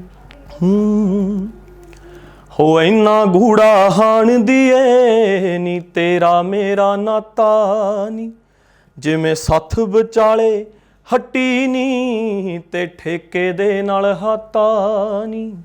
ਹਾਏ ਇੰਨਾ ਗੂੜਾ ਹਾਣ ਦੀਏ ਨੀ ਤੇਰਾ ਮੇਰਾ ਨਾਤਾ ਨੀ, ਉਹ ਜਿਵੇਂ ਕੁੰਡੇ ਦੇ ਨਾਲ ਬਣੀ ਹੁੰਦੀ ਹਾਏ ਜੋੜੀ ਅੜੀਏ ਘੋਟੇ ਦੀ, ਤੇਰੀ ਸਾਡੇ ਉੱਤੇ ਇਉਂ ਚੱਲਦੀ ਜਿਵੇਂ ਚੱਲਦੀ ਬਾਦਲ ਛੋਟੇ ਦੀ। ਤੂੰ ਕੱਪੜੇ ਧੋਂਦੀ ਨਾਰ ਕੋਈ, ਮੈਂ ਤੇਰੇ ਹੱਥ ਦਾ ਥਾਪਾ ਨੀ। ਹਾਏ ਇੰਨਾ ਗੂੜਾ ਹਾਣ ਦੀਏ ਨੀ ਤੇਰਾ ਮੇਰਾ ਨਾਤਾ ਨੀ। ਕੀ ਬਾਤ ਹੈ। ਤੁਸੀਂ ਤਾਂ ਬਾਦਲ ਸਾਹਿਬ ਦੀ ਪੂਰੀ ਉਹ ਕਰਤੀ ਹੈ ਨਾ। ਹਾਂਜੀ। ਇਹ 2021 ਚ ਰਿਲੀਜ਼ ਕਰ ਦਿਓ, ਆਉਣ ਵਾਲੀਆਂ ਇਲੈਕਸ਼ਨਾਂ ਦੇ ਜਦੋਂ ਕੰਪੇਨ ਚੱਲਣੀ ਬਹੁਤ ਵੱਜਣਾ ਹੈ। ਜ਼ਰੂਰ, ਸਹੀ ਹੈ ਜੀ, ਆਈਡੀਆ ਸਹੀ ਹੈ, ਜਲਦੀ ਕਰਾਂਗੇ। ਹਾਂ, ਹੁਸਿੰਦਰ ਤੁਸੀਂ ਕਹਿੰਦੇ ਸਾਹਿਤ ਵੀ ਪੜ੍ਹਦੇ ਹੋ, ਪਰ ਮੈਂ ਤੁਹਾਡੇ ਜਿਹੜਾ ਤੁਸੀਂ ਸਿਨੇਮਾ ਦੇ ਵਿਊਅਰ ਆ ਉਹਦੀ ਗੱਲ ਕਰਨੀ ਚਾਹੂੰਗੀ ਨਾ। ਤੁਸੀਂ ਤੁਹਾਡੀ ਜਦੋਂ ਆਪਾਂ ਫੇਸਬੁੱਕ ਪ੍ਰੋਫਾਈਲ ਦੇਖਦੇ ਹਾਂ ਤਾਂ ਬਹੁਤ ਸਾਰੀਆਂ ਨਵੀਆਂ ਵੈਬ ਸੀਰੀਜ਼ ਦੀ ਜਾਂ ਫਿਰ ਜਿਹੜੀਆਂ ਪ੍ਰਾਈਮ ਐਮਾਜ਼ਨ ਨੈਟਫਲਿਕਸ ਤੇ ਪਈਆਂ ਹੋਈਆਂ ਨੇਗੀਆਂ ਨਾ, ਉਹਨਾਂ ਸੀਰੀਜ਼ ਦੀ ਜਾਂ ਫਿਲਮਾਂ ਦੀ ਤੁਸੀਂ ਗੱਲ ਕਰਦੇ ਹੋ ਨਾ। ਹਾਂਜੀ। ਕਿਉਂ ਜੇ ਸਿਨੇਮਾ ਤੁਸੀਂ ਦੇਖਦੇ ਹੋ ਤੇ ਪੰਜਾਬੀ ਸਿਨੇਮਾ ਦਾ ਕੰਪੈਰੀਜ਼ਨ ਕਦੇ ਕੀਤਾ ਤੁਸੀਂ ਉਹਨਾਂ ਫਿਲਮਾਂ ਦੇ ਨਾਲ? ਕੰਪੈਰੀਜ਼ਨ ਹਲੇ ਫਿਲਹਾਲ ਨਹੀਂ ਕੀਤਾ ਜੀ, ਬਿਕੋਜ਼ ਹਲੇ ਬਹੁਤ ਛੋਟੀਆਂ ਜਾਂ ਕਹਿ ਲਓ ਕਿ ਆਪਣੇ ਖੇਤਰ ਦੀਆਂ ਹੀ ਚੀਜ਼ਾਂ ਹੋ ਰਹੀਆਂ ਨੇ। ਮੈਨੂੰ ਸ਼ੌਂਕ ਹੈਗਾ ਜੀ, ਮੈਨੂੰ ਕਾਫੀ ਸਾਲਾਂ ਤੋਂ 9-10 ਸਾਲਾਂ ਤੋਂ, ਜਦੋਂ ਵੀ ਥੋੜ੍ਹਾ ਇੰਟਰਨੈਟ ਦਾ ਦੌਰ ਚੱਲਿਆ, ਜਦੋਂ ਰੀਚ ਵਧੀ ਹੈ ਥੋੜ੍ਹੀ ਵਰਲਡ ਸਿਨੇਮਾ ਦੇਖਣ ਦੀ, ਉਹਦੇ ਤੋਂ ਹੀ ਸ਼ੌਂਕ ਵਧੀਆ ਚੀਜ਼ਾਂ ਦੇਖਣ ਦਾ। ਕਿਉਂਕਿ ਪਹਿਲਾਂ ਮੂਵੀਜ਼ ਦੇਖਦੇ ਸੀ ਤਾਂ ਪਤਾ ਨਹੀਂ ਸੀ ਕਿ ਮੂਵੀਜ਼ ਕਿੱਦਾਂ ਕੀ ਹੋ ਸਕਦਾ ਇਹਨਾਂ ਦੇ ਵਿੱਚ। ਪਹਿਲਾਂ ਸਿਰਫ ਜਿੱਦਾਂ ਆਪਣੇ ਬਾਲੀਵੁੱਡ 'ਚ ਬਣਦੀਆਂ ਸੀ, ਜਾਂ ਥੋੜ੍ਹਾ ਇੱਕ ਵਰਲਡ ਸਿਨੇਮੇ ਦੇ ਉੱਤੇ ਥੋੜ੍ਹਾ ਜ਼ਹੀਨ ਚੀਜ਼ਾਂ ਨੇ, ਜਾਂ ਜਿੱਦਾਂ ਫੋਰ ਐਗਜ਼ਾਮਪਲ ਤੁਸੀਂ ਈਰਾਨ ਦਾ ਸਿਨੇਮਾ ਦੇਖਦੇ ਹੋ, ਉਹ ਲਾਈਫ ਦੇ ਜਿਹੜੇ ਐਸਪੈਕਟਸ ਨੇ ਉਹਨਾਂ 'ਤੇ ਕੰਮ ਕਰਦਾ ਹੈ ਨਾ। ਤਾਂ ਇੱਦਾਂ ਡਿਫਰੈਂਟ ਚੀਜ਼ਾਂ ਤਾਂ ਪਤਾ ਲੱਗਿਆ ਕਿ ਇੱਕ ਖਾਸ ਖੇਤਰ ਦੇ ਸਿਨੇਮੇ ਦੀ, ਜਾਂ ਇਰਾਨੀਅਨ ਸਿਨੇਮਾ, ਕੋਰੀਅਨ ਸਿਨੇਮਾ, ਉਸ ਚੀਜ਼ ਦੀ ਕੀ ਖਾਸੀਅਤ ਆ। ਤਾਂ ਫਿਰ ਜਦੋਂ ਡਿਫਰੈਂਟ ਚੀਜ਼ਾਂ ਦੇਖੀਆਂ ਤਾਂ ਫਿਰ ਪਤਾ ਲੱਗਿਆ ਕਿ ਇਹ ਇੱਦਾਂ ਹੁੰਦੀਆਂ ਚੀਜ਼ਾਂ, ਆ ਵੀ ਚੀਜ਼ਾਂ ਹੋ ਸਕਦੀਆਂ, ਜਾਂ ਇੱਦਾਂ ਦਾ ਕੁਛ ਵੀ ਦਿਖਾਇਆ ਜਾ ਸਕਦਾ। ਤਾਂ ਸਾਡੀ ਟੀਮ ਆ ਜਿਹੜੀ ਸਾਰੀ ਸਿਨੇਮੇ ਦੇ ਵਿੱਚ, ਸਾਨੂੰ ਬਹੁਤ ਰੁਚੀ ਆ, ਤਾਂ ਹੀ ਉਹ ਚੀਜ਼ਾਂ ਅਸੀਂ ਵੀਡੀਓਜ਼ ਵੀ ਇੱਦਾਂ ਹੀ ਕਰ ਰਹੇ ਹਾਂ ਕਿ ਸਾਡੇ ਅੱਗੇ ਪਲਾਨਸ ਹੈਗੇ ਨੇ, ਜਦੋਂ ਵੀ ਸੋਰਸਿਸ ਬਣਨਗੇ ਤਾਂ ਇਹ ਵੀ ਚੀਜ਼ਾਂ ਅਸੀਂ ਜ਼ਰੂਰ ਕਰਾਂਗੇ। ਬਿਲਕੁਲ। ਹਾਂਜੀ। ਬਹੁਤ ਸਾਰੀਆਂ ਤੁਹਾਡੀਆਂ ਇੰਟਰਵਿਊਜ਼ ਦੇ ਵਿੱਚ ਵੀ ਜਾਂ ਫਿਰ ਗਾਹੇ ਬਗਾਹੇ ਕਿਤੇ ਨਾ ਕਿਤੇ ਕੋਈ ਕਮੈਂਟ ਵੀ ਇਦਾਂ ਪੜ੍ਹਨ ਨੂੰ ਮਿਲ ਜਾਂਦਾ ਕਿ ਬਾਈ ਚੋਂ ਰਾਜ ਬਰਾੜ ਦੀ ਝਲਕ ਪੈਂਦੀ ਆ, ਹੈ ਨਾ। ਹਾਂਜੀ। ਮਤਲਬ ਇਹ ਇੱਕ ਆਰਟਿਸਟ ਦੇ ਲਈ ਮਾਣ ਵਾਲੀ ਗੱਲ ਹੁੰਦੀ ਹੈ ਕਿ ਇੱਕ ਲੈਜੈਂਡਰੀ ਆਰਟਿਸਟ ਦੇ ਨਾਲ ਤੁਹਾਡਾ ਕੰਪੈਰੀਜ਼ਨ, ਜਾਂ ਫਿਰ ਕਿਤੇ ਨਾ ਕਿਤੇ ਤੁਹਾਨੂੰ ਉਹਨਾਂ ਦੇ ਨਾਲ ਮੇਲ ਕੇ ਦੇਖਿਆ ਜਾਂਦਾ ਹੈ। ਹਾਂਜੀ। ਪਰ ਕਈ ਲੋਕ ਕਹਿੰਦੇ ਨੇ ਕਿ ਮੈਂ ਨਹੀਂ ਚਾਹੁੰਦਾ ਕਿ ਮੈਨੂੰ ਕਿਸੇ ਆਰਟਿਸਟ ਦੇ ਜਾਂ ਫਿਰ ਕਿਸੇ ਦੇ ਨਾਲ ਵੀ ਮਿਲਾ ਕੇ ਦੇਖਿਆ ਜਾਵੇ, ਉਹਦੇ ਨਾਲ ਮੇਰਾ ਆਪਣਾ ਰੁਤਬਾ ਖਤਮ ਹੋ ਜਾਂਦਾ, ਮੇਰੀ ਆਪਣੀ ਆਈਡੈਂਟਿਟੀ ਖਤਮ ਹੁੰਦੀ ਆ। ਵੀ ਜਦੋਂ ਮੈਂ ਸਟੇਜ ਤੇ ਗਾਊਂਗਾ ਜਾਂ ਸਕਰੀਨ ਤੇ ਆਊਂਗਾ, ਲੋਕੀ ਮੈਨੂੰ ਹਮੇਸ਼ਾ ਇਹੀ ਕਹਿਣਗੇ ਕਿ ਇਹ ਤਾਂ ਉਹਦੇ ਵਰਗਾ ਲੱਗਦਾ, ਵੀ ਮੇਰੀ ਪਛਾਣ ਕਦੇ ਨਹੀਂ ਬਣ ਪਾਊਗੀ।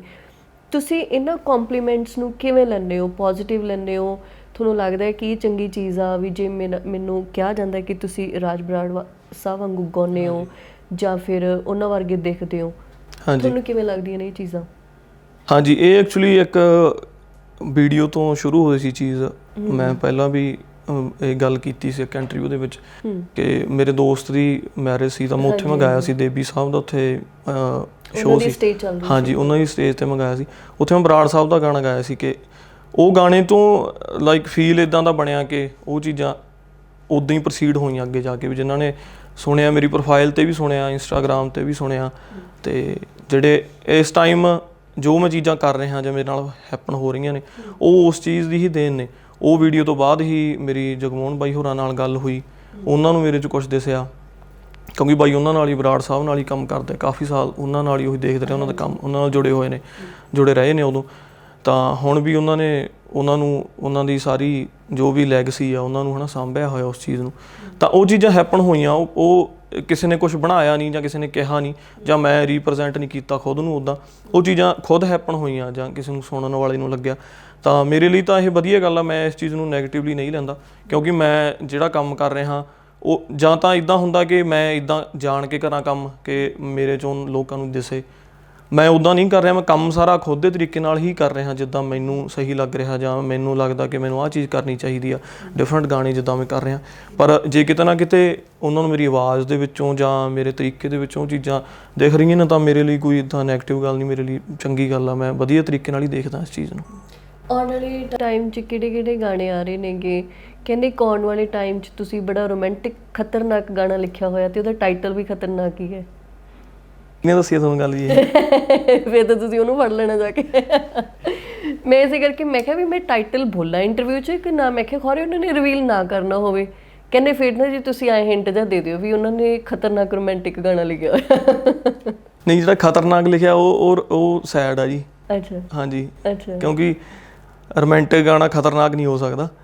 ਤਾਂ ਕਰਕੇ ਉਹ ਜਿਹੜੀ ਮੈਨੂੰ ਥੋੜਾ ਆਈਡੀਆ ਹੋ ਗਿਆ ਕਿ ਕਿਹੜੇ ਗਾਣੇ ਦੀ ਗੱਲ ਹੋ ਰਹੀ ਹੈ। ਅੱਛਾ। ਤੇ ਹਾਂਜੀ ਉਹ ਚੀਜ਼ ਨੂੰ ਥੋੜਾ ਲੱਗਣਾ ਜੀ ਟਾਈਮ ਹਲੇ, ਉਸ ਚੀਜ਼ ਨੂੰ ਥੋੜਾ ਅਸੀਂ ਹੋਰ ਵੱਡਾ ਕਰਨ ਦੀ ਸੋਚ ਰਹੇ ਹਾਂ, ਉਸ 'ਚ ਕਾਫੀ ਚੀਜ਼ਾਂ ਐਡ ਕਰਕੇ, ਕਿਉਂਕਿ ਜਿਹੜੇ ਨੈਕਸਟ ਪ੍ਰੋਜੈਕਟਸ ਆ ਰਹੇ ਨੇ ਉਹ ਥੋੜੇ ਇਸ ਚੀਜ਼ਾਂ ਨਾਲ ਹੀ ਅਸੀਂ ਥੋੜਾ ਹੋਰ ਆਰਟਿਸਟ ਨਾਲ ਜਾਂ ਕਿਤੋਂ ਹੋਰ ਖੇਤਰ ਦੇ ਆਰਟਿਸਟ ਹੋ ਸਕਦੇ ਆ। ਸਾਡੇ ਇਦਾਂ ਦੇ ਪਲਾਨਸ ਹੈਗੇ ਨੇ 2-3 ਗਾਣਿਆਂ ਦੇ ਕਿ ਉਹਨਾਂ ਨਾਲ ਕੋਲੈਬੋਰੇਟ ਕਰਕੇ ਪੰਜਾਬੀ ਨਾਲ ਜਿਹੜੀਆਂ ਮੇਰੀਆਂ ਲਿਖੀਆਂ ਹੋਈਆਂ ਕੁਛ ਚੀਜ਼ਾਂ ਨੇ ਉਹ ਚੀਜ਼ਾਂ ਨੂੰ ਥੋੜਾ ਫਿਊਜ਼ਨ ਬਣਾ ਕੇ ਇੱਕ ਚੰਗੇ ਲੈਵਲ ਤੇ ਰੀਪ੍ਰੈਜ਼ੈਂਟ ਕਰਨ ਦਾ ਸਾਡਾ ਹੈਗਾ ਜੀ ਆਈਡੀਆ। ਤੇ ਜਿਹੜੇ ਗਾਣੇ ਦੀ ਤੁਸੀਂ ਗੱਲ ਕੀਤੀ ਆ ਉਸ ਨੂੰ ਥੋੜਾ ਲੱਗ ਜਾਣਾ ਟਾਈਮ, ਬਟ ਉਸ ਤੋਂ ਪਹਿਲਾਂ ਥੋੜੇ ਹੋਰ ਕੁਛ ਕੁ ਚੰਗੇ ਗਾਣੇ ਹੋਰ ਹੈਗੇ ਨੇ ਜੀ। ਅੱਛਾ। ਹਾਂਜੀ ਉਹ ਚੰਗਾ ਨਹੀਂਗਾ? ਨਹੀਂ ਉਹ ਚੰਗਾ ਹੈਗਾ ਜੀ, ਪਰ ਜਿੱਦਾਂ ਤੁਸੀਂ ਕਿ ਖਤਰਨਾਕ ਆ ਜੀ ਉਹ। ਠੀਕ ਹੈ। ਬਤੌਰ ਆਰਟਿਸਟ ਤੇ ਤੁਹਾਡਾ ਕੀ ਹੈਗਾ ਵੀ, ਜਿਵੇਂ ਸਾਡੇ ਨਾਲ ਅੱਜ ਹੀ ਸੰਜੂ ਸਲੰਕੀ ਉਹਨਾਂ ਦੀ ਇੰਟਰਵਿਊ ਰਿਲੀਜ਼ ਹੋਈ ਆ, ਉਹ ਕਹਿੰਦੇ ਵੀ ਮੈਨੂੰ ਕੰਮ ਮਿਲੇ ਨਾ ਮਿਲੇ ਮੈਨੂੰ ਨਾ ਬੜਾ ਸ਼ੌਂਕ ਹੁੰਦਾ ਵੀ ਮੇਰੀਆਂ ਇੰਟਰਵਿਊਜ਼ ਹੁੰਦੀਆਂ ਰਹਿਣ। ਹਾਂਜੀ। ਬਤੌਰ ਆਰਟਿਸਟ ਤੁਹਾਡੀ ਕੀ ਫੈਂਟਸੀ ਆ ਕਿ ਇੱਕ ਆਰਟਿਸਟ ਮੇਰੀ ਲਾਈਫ ਦੇ ਵਿੱਚ ਆਹ ਚੀਜ਼ਾਂ ਨੇ ਜਿਹੜੀਆਂ ਹੁੰਦੀਆਂ ਰਹਿਣ, ਜਾਂ ਫਿਰ ਇਹ ਆਉਣ ਵਾਲੇ ਟਾਈਮ ਲਈ ਤੁਸੀਂ ਚਾਹੋ ਕਿ ਮੇਰੇ ਨਾਲ ਵਾਪਰਨ? ਹਾਂਜੀ, ਵਾਪਰਨਾ ਜਿਹੜਾ ਹੈਗਾ ਉਹ ਤਾਂ ਸਾਰਾ ਚਲੋ ਕੁਦਰਤੀ ਹੈ ਜੀ, ਪਰ ਇੱਕ ਜਿਹੜੀ ਆਰਟਿਸਟ ਦੀ ਗਰੋਥ ਆ ਉਹ ਜ਼ਰੂਰੀ ਹੈ ਜੀ, ਹੋਣੀ ਚਾਹੀਦੀ ਆ। ਹੋ ਤਾਂ ਇਹ ਵੀ ਜਾਂਦਾ ਕਿ ਕਈ ਵਾਰੀ ਜਿੱਦਾਂ ਹੁਣ ਮੈਨੂੰ ਮੇਰੇ ਵਾਸਤੇ ਪਿੰਡ ਪੁੱਛਦੀ ਦੀ ਸਕਸੈਸ ਸੀ ਜਾਂ ਉਦੋਂ ਬਾਅਦ ਚੋਂ ਵੀ ਪਿੰਡ ਸਾਡੇ ਦਾ ਮੁੰਡਾ ਸੀ, ਮੇਰੇ ਵਾਸਤੇ ਉਹ ਵੱਡੀ ਸੀ। ਜੇ ਮੈਂ ਉਹਨੂੰ ਮੈਥੋਂ ਖੁਦ ਤੋਂ ਬਾਹਰ ਹੋ ਕੇ ਦੇਖਾਂ ਮੈਂ, ਫਿਰ ਮੇਰੇ ਲਈ ਏਡੀ ਜ਼ਿਆਦਾ ਵੱਡੀ ਨਹੀਂ ਹੈਗੀ, ਕਿਉਂਕਿ ਉਹ ਤੋਂ ਬਿਨਾਂ ਵੀ ਬਹੁਤ ਕੁਝ ਵਾਪਰ ਰਿਹਾ ਇੰਡਸਟਰੀ ਦੇ ਵਿੱਚ, ਬਹੁਤ ਕੁਝ ਹੋ ਰਿਹਾ, ਪਰ ਮੇਰੇ ਲਈ ਵੱਡੀ ਸੀ। ਜਿਹੜਾ ਮੇਰਾ ਸਰਕਲ ਆ ਜਾਂ ਸਾਡੀ ਟੀਮ ਉਹਨਾਂ ਲਈ ਵੱਡੀ ਸੀ ਚੀਜ਼ ਉਹ। ਹਰ ਇੱਕ ਆਰਟਿਸਟ ਨਾਲ ਹੀ ਇਹ ਵਾਪਰਦਾ, ਕੁਝ ਵੀ ਕਿਸੇ ਤਰ੍ਹਾਂ ਦਾ ਕੰਮ ਆਉਂਦਾ ਜਦੋਂ ਲੋਕਾਂ ਵੱਲੋਂ ਉਹ ਸਰਾਹਿਆ ਜਾਂਦਾ ਤਾਂ ਕਿਤੇ ਨਾ ਕਿਤੇ ਇੱਦਾਂ ਹੁੰਦਾ ਕਿ ਹੁਣ ਨਾ ਚਾਹੁੰਦਿਆਂ ਵੀ ਇੱਦਾਂ ਥੋੜ੍ਹਾ ਫੀਲ ਆ ਜਾਂਦਾ ਕਿ ਹੁਣ ਆਪਣਾ ਵਧੀਆ ਜਾ ਰਿਹਾ। ਜੇ ਤਾਂ ਮੈਂ ਉਸੇ ਚੀਜ਼ ਨੂੰ ਹੀ ਫੜ ਕੇ ਰੱਖੂੰਗਾ ਕਿ ਮੈਂ ਆਹ ਚੀਜ਼ ਕਰ ਲਈ, ਉਸ ਚੀਜ਼ ਨੂੰ ਹੀ ਮੇਨਟੇਨ ਕਰਨ ਦੀ ਕੋਸ਼ਿਸ਼ ਕਰੂੰ ਜਾਂ ਉਸ ਦੀ ਵਾਈਬ ਦੇ ਵਿੱਚ ਹੀ ਫਿਰਦਾ ਰਹੂੰ, ਤਾਂ ਗਰੋਥ ਨਹੀਂ ਹੋਊਗੀ, ਹੋਰ ਚੀਜ਼ਾਂ 'ਤੇ ਮੈਂ ਕੰਮ ਨਹੀਂ ਕਰ ਪਾਊਂਗਾ। ਤਾਂ ਕੋਸ਼ਿਸ਼ ਇਹੀ ਹੁੰਦੀ ਹੈ ਕਿ ਜਦੋਂ ਤੱਕ ਸਾਡਾ ਕੋਈ ਗਾਣੇ 'ਤੇ ਕੰਮ ਚੱਲਦਾ, ਉਹ ਗਾਣਾ ਬਣਦਾ, ਅਸੀਂ ਉਹ ਗਾਣੇ ਚਾਹੇ 6 ਮਹੀਨੇ ਲਾਉਣੇ ਆ, 2 ਮਹੀਨੇ ਲਾਉਣੇ ਆ, ਚਾਹੇ ਮਹੀਨਾ ਲਾਉਣੇ ਆ, ਉਦੋਂ ਤੱਕ ਉਹ ਸਾਡਾ, ਉਦੋਂ ਤੱਕ ਉਹ ਮੇਰਾ ਪ੍ਰੋਡਕਟ ਆ। ਬਟ ਜਿਹੜੇ ਤਰੀਕ ਨੂੰ ਗਾਣਾ ਰਿਲੀਜ਼ ਹੋ ਜਾਂਦਾ, ਲੋਕਾਂ ਚਲਿਆ ਜਾਂਦਾ, ਉਦੋਂ ਚੀਜ਼ ਸਾਡੀ ਨਹੀਂ ਰਹਿੰਦੀ, ਉਹ ਚੀਜ਼ ਮੇਰੀ ਨਹੀਂ ਰਹਿੰਦੀ।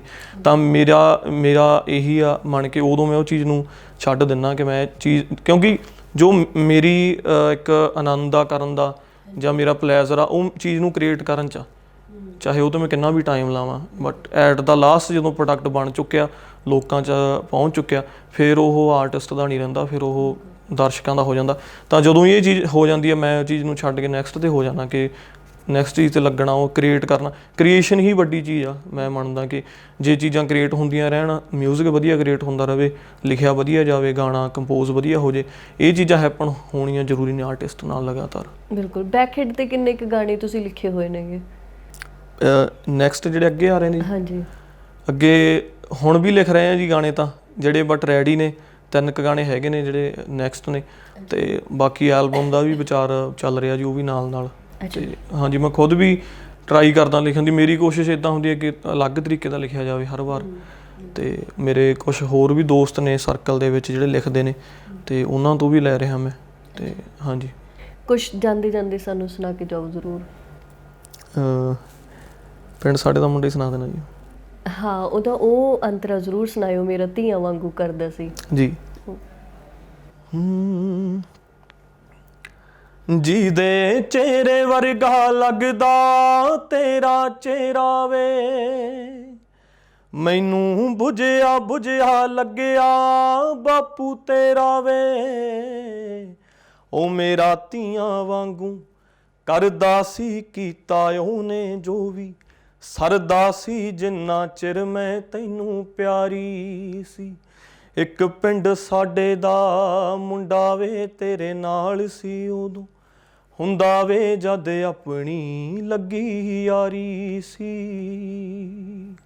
ਬਹੁਤ ਮਿਹਰਬਾਨੀ ਹੁਸਤਿੰਦਰ। ਅਸੀਂ ਇਹੀ ਦੁਆ ਕਰਦੇ ਹਾਂ, ਅਰਦਾਸ ਕਰਦੇ ਹਾਂ ਵੀ ਤੁਹਾਡਾ ਬਤੌਰ ਆਰਟਿਸਟ ਸਫ਼ਰ ਲੰਮਾ ਚੱਲੇ ਅਤੇ ਇਸ ਸਫ਼ਰ ਦੇ ਵਿੱਚ ਤੁਹਾਡੇ ਨਾਲ ਚੰਗੇ ਲੋਕਾਂ ਦਾ ਕਾਫਲਾ ਜੁੜਦਾ ਰਹੇ ਅਤੇ ਮਾਣ ਮੱਤੀਆਂ, ਸਨਮਾਨ, ਪ੍ਰਾਪਤੀਆਂ ਤੁਹਾਡੇ ਹਿੱਸੇ ਆਉਂਦੀਆਂ ਰਹਿਣ। ਬਹੁਤ ਮਿਹਰਬਾਨੀ ਬੀਸੋ, ਸ਼ੁਕਰੀਆ ਤੁਸੀਂ ਟਾਈਮ ਕੱਢਿਆ ਅਤੇ ਸਾਡੇ ਦਰਸ਼ਕਾਂ ਦੇ ਤੁਸੀਂ ਰੂਬਰੂ ਹੋਏ। ਥੈਂਕ ਯੂ ਜੀ। ਸਤਿ ਸ਼੍ਰੀ ਅਕਾਲ। ਦੋਸਤੋ ਇਹ ਸਨ ਸਾਡੇ ਨਾਲ ਹੁਸਤਿੰਦਰ ਗੱਲਬਾਤ ਕਰ ਰਹੇ ਸਨ ਆਪਣੇ ਗਾਇਕੀ ਦੇ ਅਤੇ ਗੀਤਕਾਰੀ ਦੇ ਸਫ਼ਰ ਬਾਰੇ। ਤੁਸੀਂ ਇਹਨਾਂ ਦੇ ਗੀਤ ਯਕੀਨਨ ਸੁਣੇ ਹੋਣਗੇ। ਅਗਰ ਤੁਸੀਂ ਨਹੀਂ ਸੁਣੇ ਤਾਂ ਤੁਸੀਂ ਇਹਨਾਂ ਦੇ ਸੋਸ਼ਲ ਮੀਡੀਆ ਪੇਜ ਦੇ ਉੱਪਰ ਜਾ ਕੇ ਵੀ ਇਹਨਾਂ ਦੇ ਨਾਲ ਜੁੜ ਸਕਦੇ ਹੋ ਅਤੇ YouTube ਦੇ ਉੱਪਰ ਜਾ ਕੇ ਇਹਨਾਂ ਦੇ ਹੁਣ ਤੱਕ ਆਏ ਗੀਤਾਂ ਨੂੰ ਤੁਸੀਂ ਸੁਣ ਸਕਦੇ ਹੋ, ਵੇਖ ਸਕਦੇ ਹੋ। ਬਾਕੀ ਮੈਨੂੰ ਗੁਰਦੀਪ ਨੂੰ ਫਿਲਹਾਲ ਦੇ ਲਈ ਇਜਾਜ਼ਤ ਦੇ ਦਿਓ। ਆਪਾਂ ਮਿਲਦੇ ਹਾਂ। ਸਤਿ ਸ਼੍ਰੀ ਅਕਾਲ।